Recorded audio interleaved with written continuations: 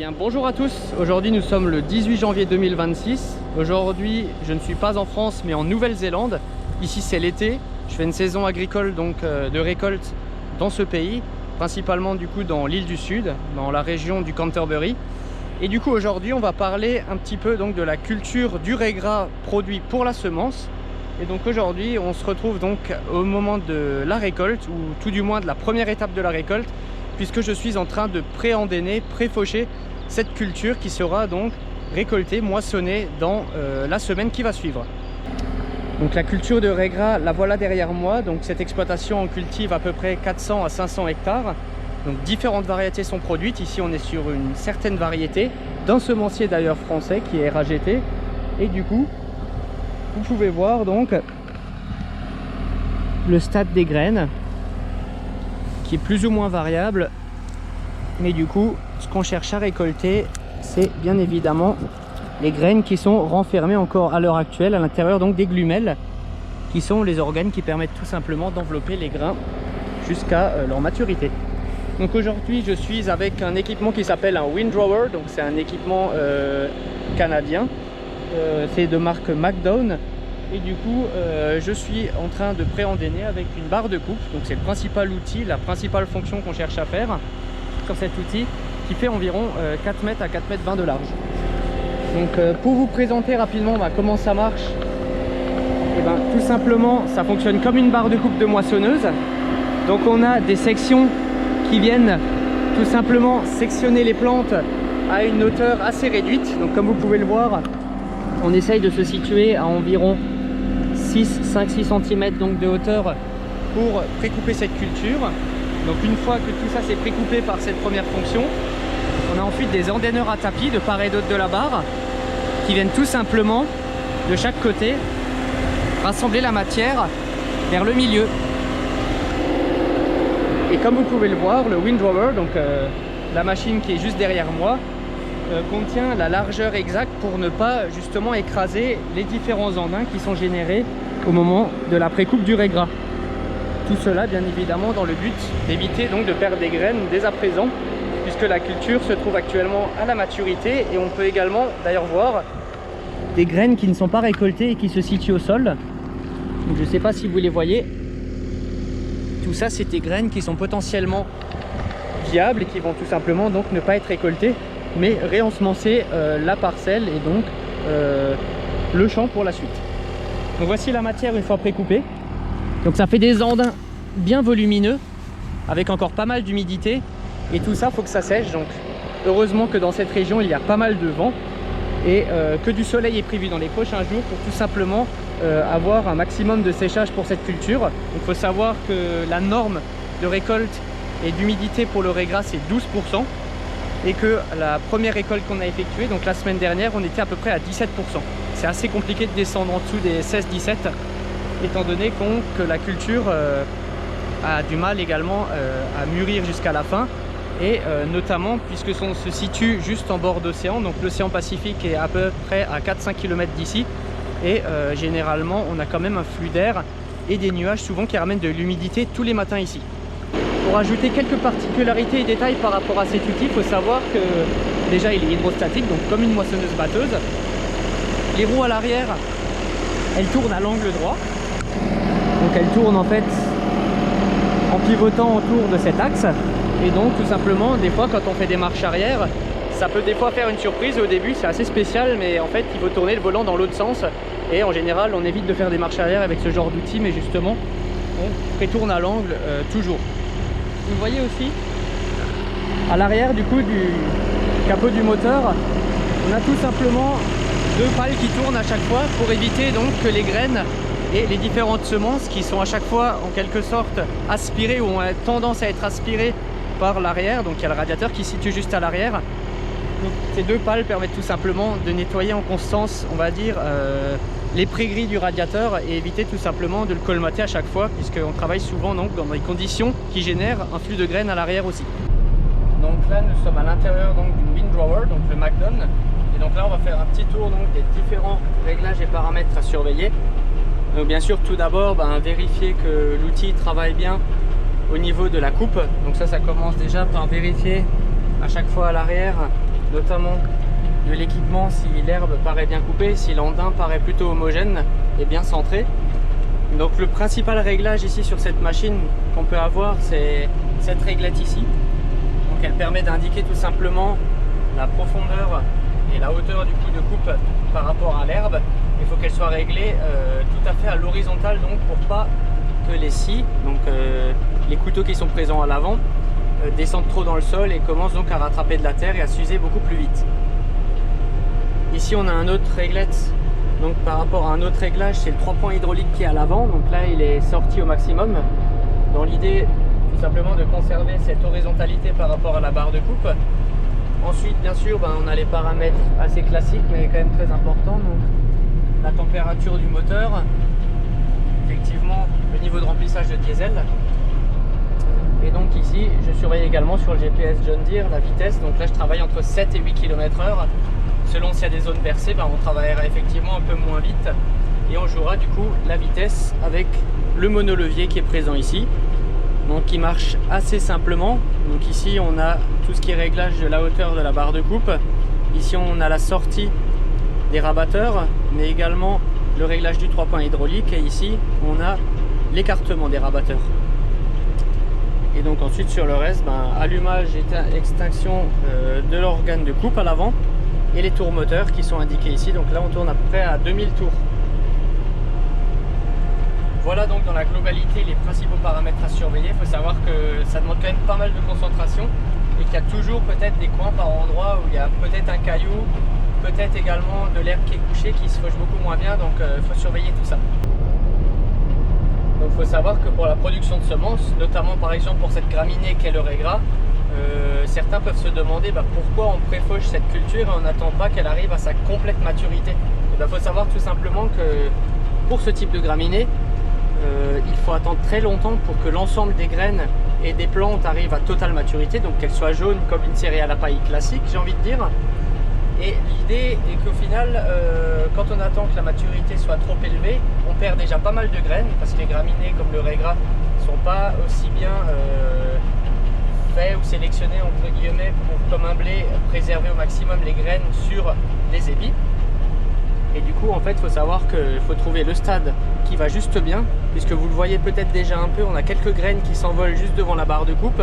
Si on attend encore trop longtemps, il y a encore plus de graines qui vont s'envoler et qui vont tout simplement retomber au sol et pas être amenées donc dans le convoyeur de la moissonneuse batteuse, qui va ensuite donc battre les différents éléments donc des plants pour récupérer le grain. Donc telle est la raison pour laquelle on attend ce stade de maturité optimal. Donc là on est au stade post-épiaison, j'ai envie de dire, avec l'ensemble des graines quand ils sont présentes sur les plantes, et c'est le moment idéal. Donc vis-à-vis des conditions d'intervention, il faut savoir qu'également quand les organes des plantes sont un peu plus mouillés, un peu plus humides, la fauche va également un peu mieux. Donc là on sort d'à peu près 30 mm de pluie depuis ces 3-4 derniers jours, et du coup c'est peut-être le moment idéal en ce moment donc, pour couper la plupart des parcelles de régras. Donc telle est la raison pour laquelle en ce moment cette machine et une autre tournent jour et nuit.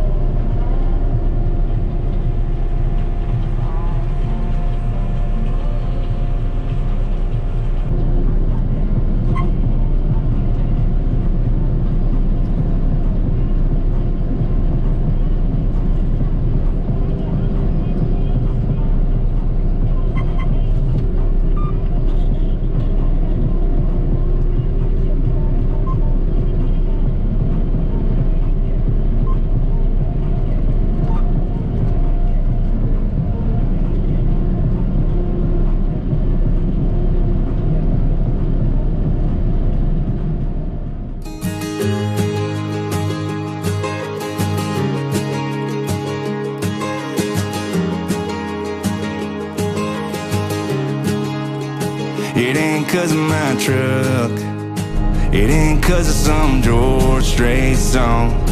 Yeah, these blue jeans might be ripped, but that ain't how I bought them. It ain't 'cause of these boots.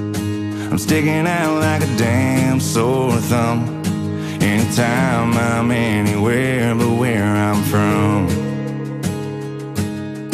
Why can't city lights just feel like home? I'll tell you if you really wanna know. Why I gotta watch the sunrise?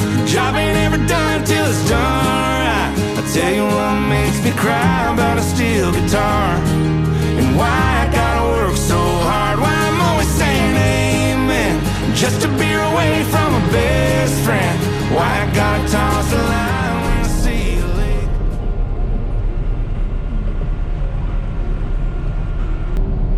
Donc là il est à présent 4h du matin, donc là je viens de relayer mon collègue qui lui a commencé hier soir en fin d'après-midi aux alentours des 6h. Donc on en profite de couper également l'herbe la nuit étant donné que ça se coupe vraiment très bien avec l'humidité qui remonte à chaque fois donc dans les plantes.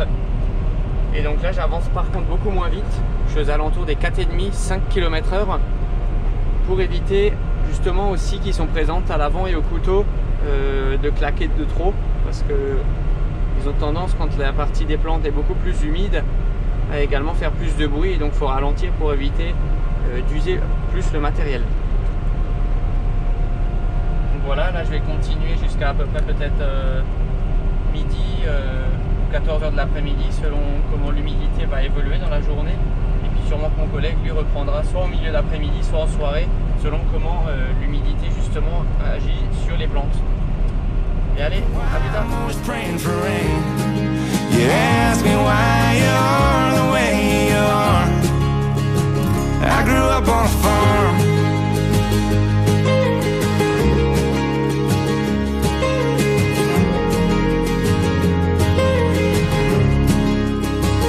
It's a bit of my grandpa. It's a buzz on a Friday night.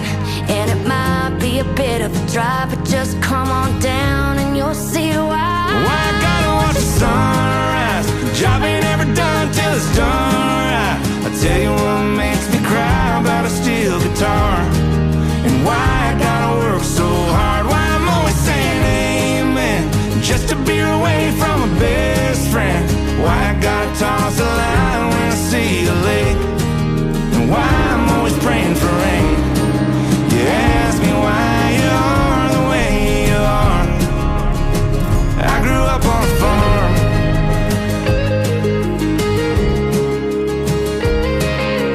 Oh, it's in my blood, it's in my bones. Oh, it's all I've ever known.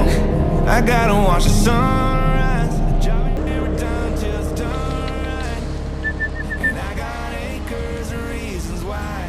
It's who I'll be till the day I die. I'll still be saying amen just to be away from my best friend. Why I gotta toss the line when I see a lake. And why I'm always praying for rain.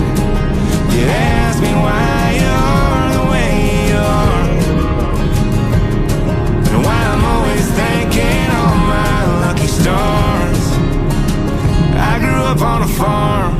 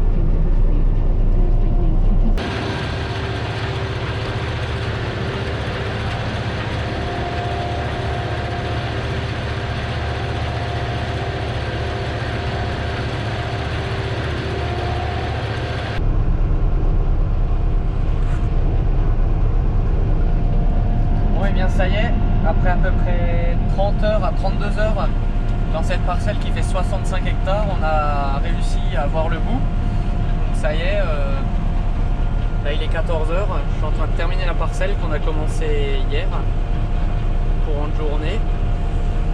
C'est plutôt pas mal et du coup là, ce qui va se faire, c'est que là on va faire le plein de la machine. On va nettoyer les couteaux à l'avant, vérifier qu'il n'y a aucune section à changer et graisser l'ensemble des éléments à l'avant, notamment les éléments qui entraînent les scies et la prise de force qui est située juste ici, qui permet de renvoyer du coup la courroie, l'entraînement qui va à la barre devant.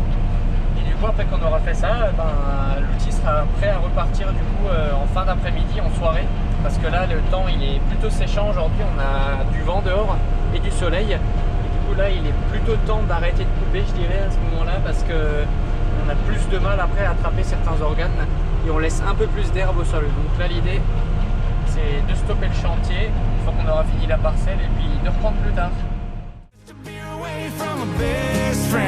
Why I gotta toss the line when I see a lake?